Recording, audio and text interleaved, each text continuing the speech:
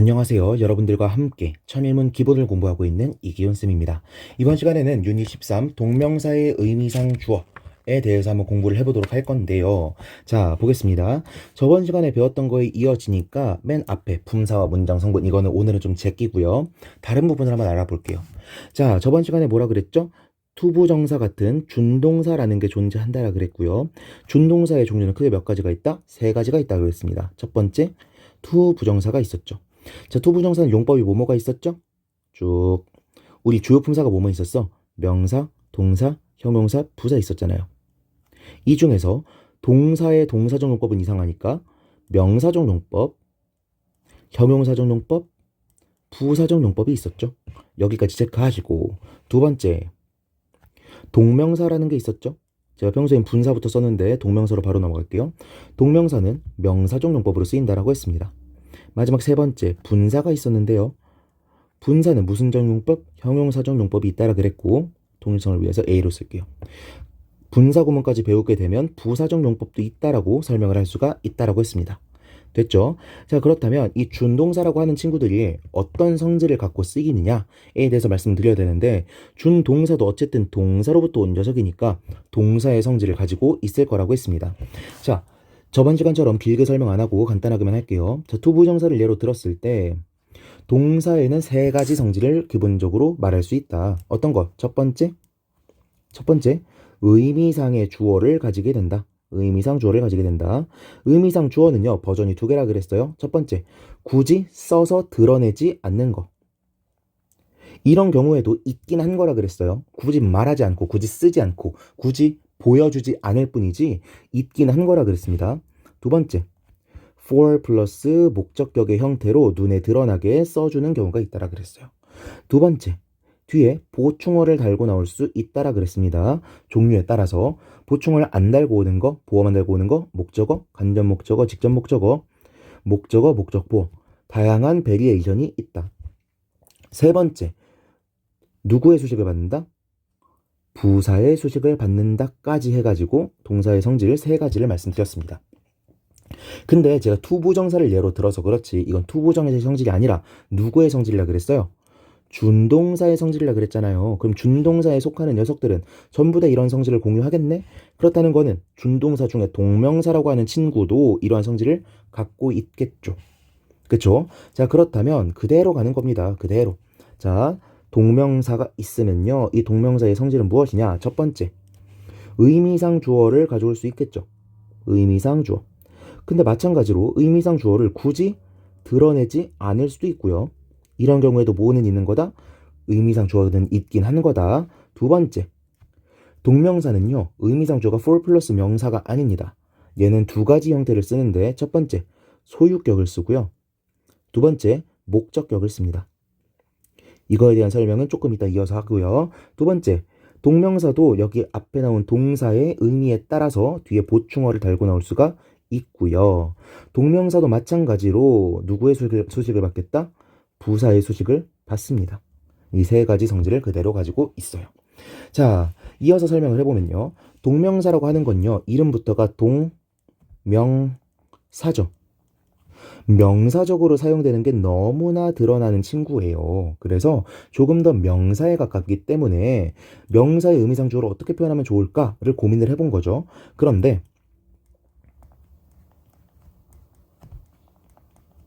자, 존스 포트레이트 그러면은 존의 초상화예요. 여러 가지 의미가 있을 수 있겠지만 존이 그린 초상화라는 의미도 있거든요. 이것처럼 소유격을 사용하면 뭔가 지가 했다라는 주어의 느낌이 살겠구나라고 이 사람들이 생각을 했나 봐요. 그래서 보통은 소유격을 사용해서 의미상 주어를 드러내주고요. 목적격 같은 경우에는 조금 비격식적인 거. 우리가 좀 격식을 안 갖추고 말할 수 있는 구어 상황 같은 때 있죠. 말로 하는 거. 이럴 때는 목적격의 의미상 주어를 쓰기도 합니다. 이거는 예문을 통해서 보도록 할게요. 아무리 말로 떠들어봤자 느낌이 잘 오지 않습니다. 아시겠죠? 자, 여기까지 설명했으니까 바로 문장으로 들어가 보도록 할게요. 자, 설명으로 가볼게요. 동명사의 의미상 주어를 나타낼 때는 소유격을 쓰는데 구어체에서는 목적격을 많이 쓴다. 소유격으로 나타내기 어려운 사물명사도 목적격을 쓴다. 자, 소유격으로 나타내기 힘든 사물명사도 무슨 뜻이에요? 우리 소유격을 쓸 때 apostrophe s를 붙이죠. 그런데 사물들은 보통 apostrophe s를 잘 안 붙이고 of n을 붙이잖아요. of 명사. 근데 이런 거를 의미상 주어라고 보기는 어렵거든요. 그러니까 이거를 붙이는 대신에 그냥 목적격을 쓰는 경우도 있고, 하나 더, 우리가 이세 소유격 같은 경우에는 it인데 이런 게 느낌이 안 산다고 생각하면 그냥 목적격을 쓰기도 한다라는 거예요. 자, 114번 문장으로 바로 가볼게요. I really appreciate your helping me with my homework. 이렇게 돼 있죠? 나는 정말 appreciate 그러면 뭐뭐를 감사히 여기다 라는 뜻이에요. 뭐를 감사히 여기다. 저 정말 감사히 여깁니다. 뭐를? You are helping me. You are, 네가 helping me. 나를 도운 것을 with my homework. 내 숙제를 가지고 나를 도운 것을 감사하게 생각합니다. 라는 거죠. 이것도 막상 하려고 보니까 그렇게 안 어렵네. In spite of the sun shining through the window, the air was chilly. In spite of 그러면 에도 불구하고라는 뜻이죠. 자, 이거랑 똑같은 뜻으로 쓰이는 전치사 despite고요. despite랑 inspite랑 뭔가 비슷하죠. 근데 inspite는 앞뒤에 in, of가 붙는데 despite는 앞에 안 붙잖아요.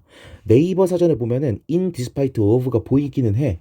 근데 문법적인 그렇게 안 된다고 나와 있으니까 despite는 그냥 despite로 쓴다라고 기억하시고 in spite of는 in spite of로 쓴다고 기억을 하세요. 아시겠죠? 둘 다 똑같이 뭐뭐에도 불구하고 라는 뜻입니다. 자, 뭐에도 불구하고 the sun, 태양이 shining, 빛남에도 불구하고 through the window, 창문을 통해서 빛나고 있음에도 불구하고 the air, 공기가 was chilly 그럼 chill, 이거 추운이라 뜻이죠? chilly 그러면은 차가운 이 정도의 의미가 되겠네요. 됐죠? 자, 그러면 여기 보니까 in spite of 나왔죠?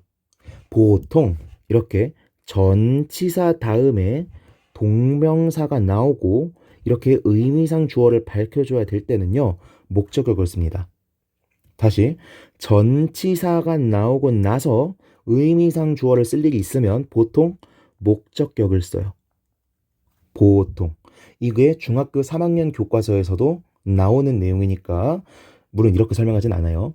중학교 3학년 예문들에서도 전부 다 of 다음에 나오는 애들만 목적격을 쓴 걸로 보여주고 있거든요. 그러니까 여러분이 조금 기억해 두시면 좋을 것 같습니다.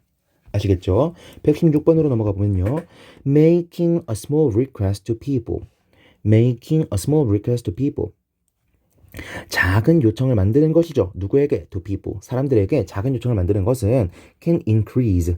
증가시켜줍니다. 뭐를? The chances. chance라고 하면은 기회라는 의미도 있고요. 가능성이라는 의미도 있습니다. 가능성이라고 번역할게요. 가능성을 늘려줍니다. Of their accepting a bigger request afterwards. 그들 이 의미상 주어네요. accepting, 받아들이는 것의 가능성을 높인다는 거죠. 뭐를 받아들여? A bigger request. 더 큰 요청을 받아들일 가능성을 높여준다는 거예요. afterwards, 나중에. 무슨 뜻이야? 내가 예를 들어서 철수한테 나 500만 원 빌려주면 안 돼? 라고 부탁하게 되면은 이 철수라는 친구는 부탁을 들어줘 안 들어줘? 안 들어줘요. 근데 내가 옛날에 한번 돈을 빌려준 적이 있었어. 그러면은 내가 또 부탁을 하더라도 얘가 give and take로 되갚아줄 가능성이 높아진다라는 거죠. 오케이? 심지어는 내가 500원을 빌려줬는데 얘한테 1000원을 빌려달라고 해도 빌려줄 가능성이 높아질 겁니다. 많은 책들에서 그렇게 말을 하거든요. 아시겠죠? 자, 넘어가서 117번 문장으로 가보면요. There is very little likelihood of my getting the scholarship this semester. 이렇게 돼 있죠? 참 슬픈 문장인데 there is, there are 나오면 해석 어떻게 한다? 무엇이 있다라고 해석을 한다. 그리고 there is, there are가 나온 경우엔 주어가 어디 나온다? 뒤에 나온다.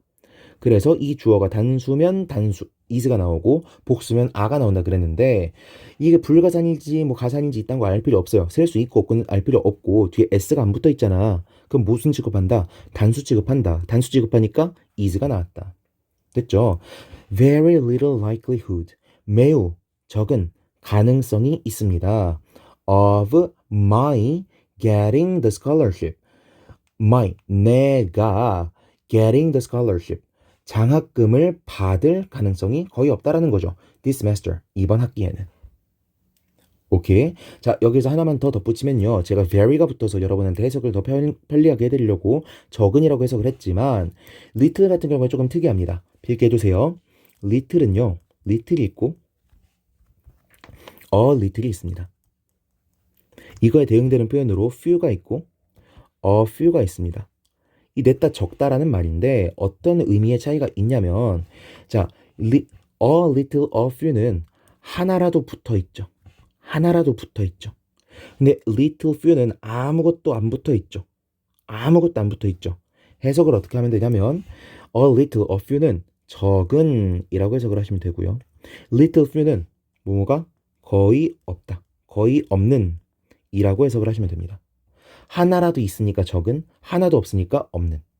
오케이. 그리고 조금 오른쪽으로 옮겨서 그리고 little은요. 셀 수 없는 것, 불가산 명사에 대해서 사용을 하고요. few는요. 셀 수 있는 것에 대해서 사용을 합니다. 근데 여기에서 재밌는 문법 포인트가 뭐냐면 few랑 a few는 셀 수 있는 명사 뒤에 쓴다 그랬죠. 셀 수 있는 명사 뒤에 쓴다는 건 이 셀 수 있는 명사 뒤에 나온 명사는 단수일까요? 복수일까요? 단수로 써야 될까요? 복수로 써야 될까요? 뭔가 별로 없다는 둥, 적다는 둥 이런 얘기 하니까 단수 써야 될 것 같죠?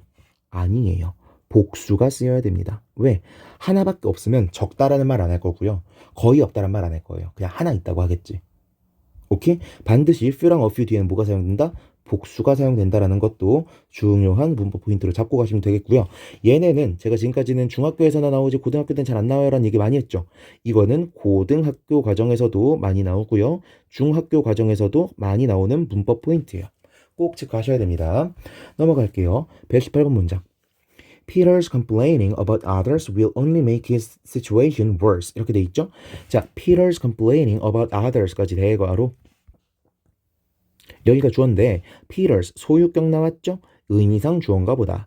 complaining 불평인데 about others 다른 사람들에 대한 피터의 불평 불만은 will only make 오로지 만들 뿐입니다. his situation 그의 상황을 worse worse라고 그러면 뭐예요? bad의 비교급이죠. bad의 비교급. 이거 뭐야? 오형식 구문이네. 오케이. 목적 보어 자리에 형용사 보어가 나온 거네요. 오로지 만들 뿐입니다. His situation, 그의 상황을, 피터의 상황을 worse, 더 나쁘게 만들 뿐입니다. 라는 거죠. 119번으로 넘어가면요. Policy makers should keep in mind the possibility of well-made plans going wrong. 이렇게 돼 있죠. Policy makers, policy 플러스 maker라는 거 보이나요? 한 번 더 끊으면 이렇게 끊을 수 있겠죠? policy 그럼 정책이고요. make는 만들다고요. er 붙이면 뭐뭐 하는 사람이에요. 그러면 policy makers면 정책을 만드는 사람들이 되겠죠. 정책 입안자들은 should keep in mind. keep in mind 그러면은 keep이 유지하다예요. mind가 마음이죠. 마음속에 유지하다니까 keep in mind 합쳐서 명심하다 라고 해석을 할 수 있겠죠. 그리고 뒤에 keep에 대한 목적어가 나오고 있는 겁니다. in mind가 원래는 뒤에 나올 수도 있고 앞에 나올 수도 있는데 지금 붙여 나왔다고 보시면 되겠어요. The possibility, 가능성을 명심해야 돼.